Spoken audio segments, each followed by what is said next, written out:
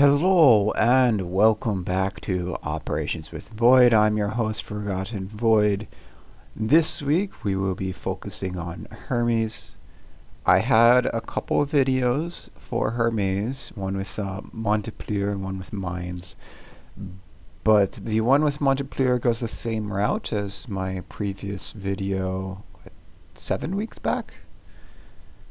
And the Mainz goes the other route. And since Hermes has two different routes, I've decided to showcase the Mainz video because it goes with the northern route.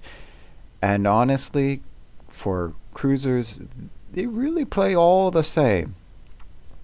Heavy cruiser, light cruiser, they all very much play all the same. And Hermes, the only difference would be if you have torpedoes and can you use them.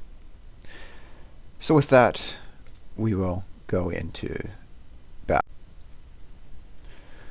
Okay, well, I should correct my statement. Not all cruisers play the same. The destroyer leaders, Atlanta, even them, they play the same, except you don't want to be spotted. You want to be behind someone else even more because of the health pool. But yeah.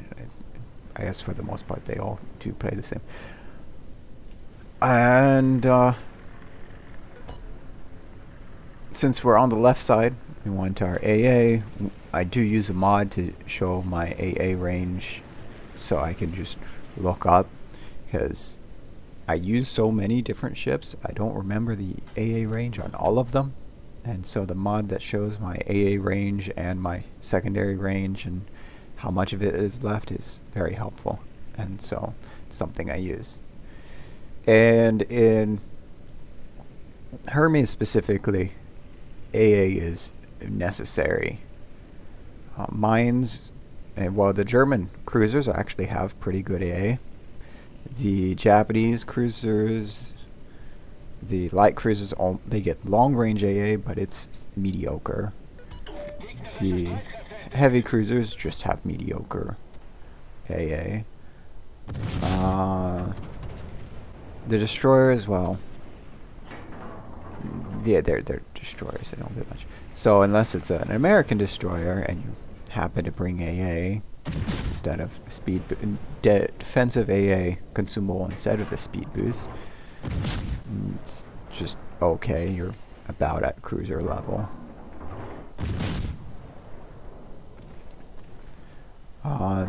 With the defensive AA, the American destroyers do have a leg up for AA. So, when I actually bring my American destroyers, I bring defensive AA just in case we get Hermes. But that's just me. So in this one, this is the different route that we from the previous video, and so here the exit's on the north. Each route has its ups and downs. In the west exit, if you want to flank, it's better to flank if it's west exit. In this one, it's not as good for flanking. Going west or at the very end after the heal instead of going north. But for the most part, this route just feels better. Torpedoes off backboard. Yeah. I don't personally have a preference for each one. It's more of it's just where the islands are placed. That's really the big difference.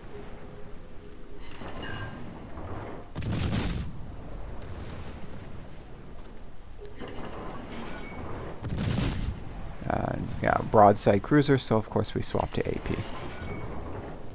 As a cruiser should.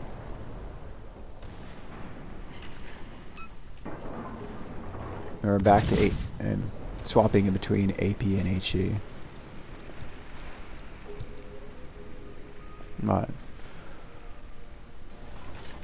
if, like the battleship there, and if you go too close to where the battleships spawn, they do spawn a little bit early. So one of the secondary tasks for Hermes is actually an either or, and it's a random either or. It's you either destroy 5 battleships or you destroy 20 ships. Honestly, the 5 battleships is the easier one because you kind of have to destroy them anyways. No, the 20 ships is the harder secondary task. But if you're just trying to kill everything, then it shouldn't be too difficult.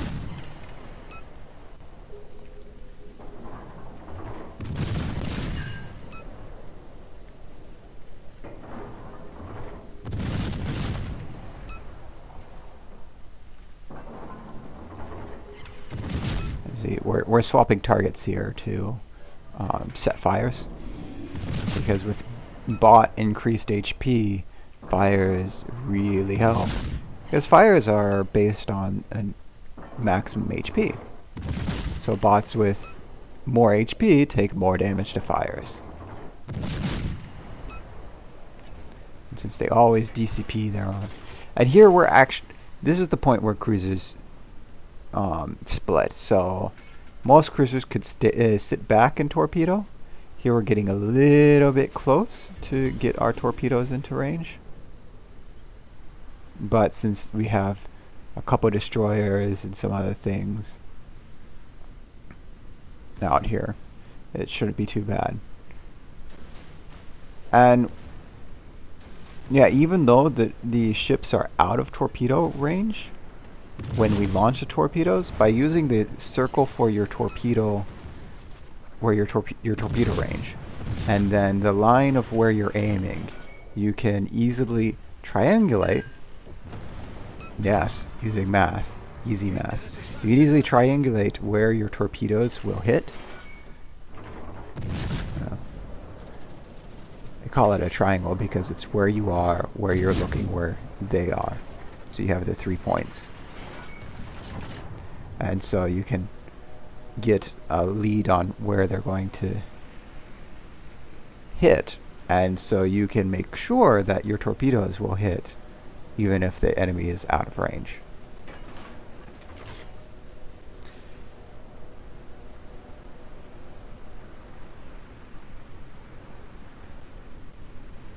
You can use it in randoms, but it's much easier in ops so far.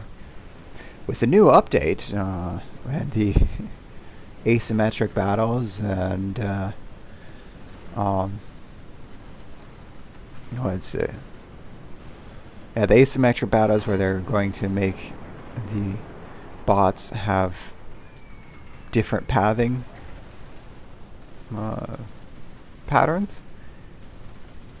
It might change. Here, there's a circle, so you can actually see where your AA. So if you didn't know that, you can press on that little the gear symbol above the mini map to turn on and turn off circles on the mini map. That used to be a mod. That used to not be included in base game. Now it is. There's a lot of features that used to be a mods and then got put into base game.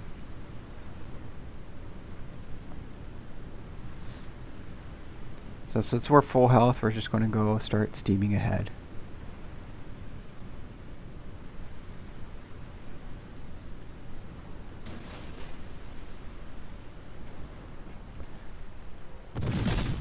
If you're playing a carrier in this map, actually, more than damage, what you could do is set up fire screens whenever the enemy planes come out. So you can get all the planes shot down. So particularly bad carriers, implacable and whatnot. Oh, there goes some HP. Just fueling our adrenaline rush. They can, because you're not going to do much damage to the enemy anyways, might as well just focus on shooting down planes and helping your allied. And see, if you look at where the battleship down south, that's what I meant by flanking. So we actually have a battleship going south and flanking. And it's probably better to do it in a battleship because you will have Prince Eugen and Hipper, Admiral Hipper. Ah, there goes our HP. We are now, and see, this is when you're the first one in front. Everything focuses on you, and so we're going back to make sure that nothing focuses on us. And this is also why Adrenaline Rush is helpful in cruisers, because when you don't have a heal, you need something to counterbalance the losing of all your HP. And so getting a little bit of reload in exchange for being low health is helpful. As you can see, our reload is down to around 4.1 seconds.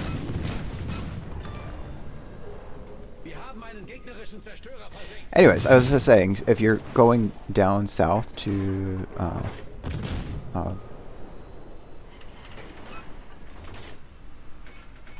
flank, like that battleship is, it probably is better to do in a battleship than anything else, because you are going to face a bow in Prince Eugen and Hipper, and battleships with 16-inch guns can overmatch their bow.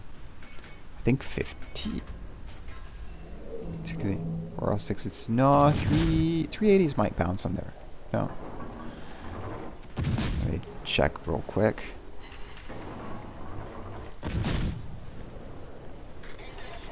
Yeah, they have Eugen has a 27mm bow, so you need bigger guns. You need 16-inch or 406mm guns, and there isn't larger that I know of at tier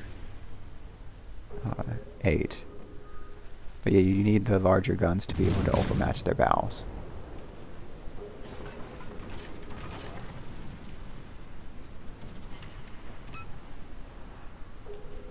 So now we're moving to try and get our bot cruisers in between us and the enemy, because we don't have heals, and we're definitely not going to go get spots to get heals. So what we're using is the bot aiming program, their aiming priority against them, so they don't shoot at us. While we take care of the secondary objective of the carrier, or try to. Now the Parzival and the Graf Zeppelin, they don't have the armored deck. I remember they when they first introduced them, they made it Immelmann. And Immelmann has an armored deck, and that made things a lot harder to get the carrier from range. So our main focus was the planes. We didn't want them to go after us. We were watching to make sure we could try and dodge the planes. But it is difficult to dodge RNG.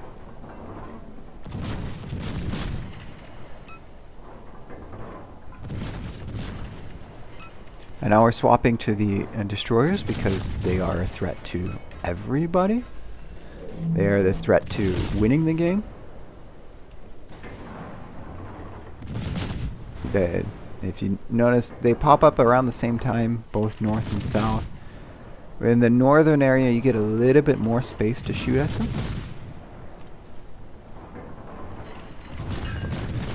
Whereas in the south, if you're brave, you can try to get into the channel. Don't suggest it. I've tried it. It's generally doesn't end well.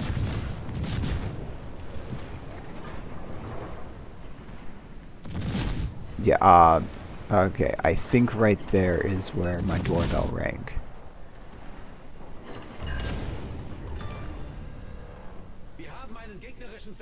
And so now we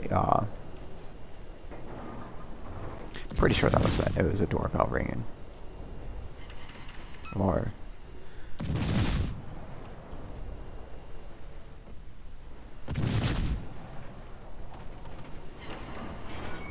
I might have gotten a phone call. Anyways, something happened in real life, and that's why my mouse jiggled a lot. It's been a little bit since then. And AP against cruiser broadsides. It's wonderful. But yeah, so we're almost done here. And you've noticed once the destroyers are gone, then there's not much threat to Rouen. Yep, it was a doorbell. See, I just let it go into the end. So once the destroyers are gone, then you don't really need anything. You don't really need to kill anything else, as long as the carrier's also dead, which we also had the carrier dead. And so, because of this, we're able to... the adrenaline rush really helped with our damage, and then pulling back, we were able to get out. And you notice 300 shots. Wow, 389 hits. So, out of 1,000, 30% accuracy. A lot of shit at the wall.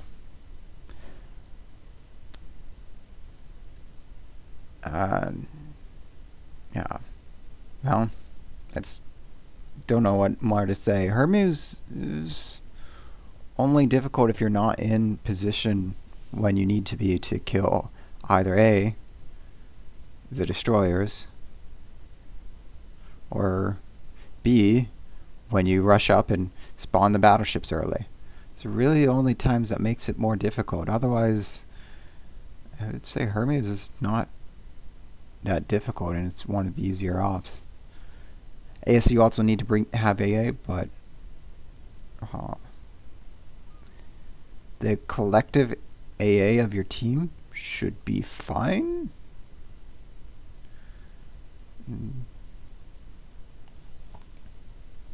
Anyways, that is Hermes. If you have any questions or have any requests, feel free to let me know in the comments. And then after next week, we will have gone through 2 rotations of operations. If you would like the video following that, I could have a Q&A video.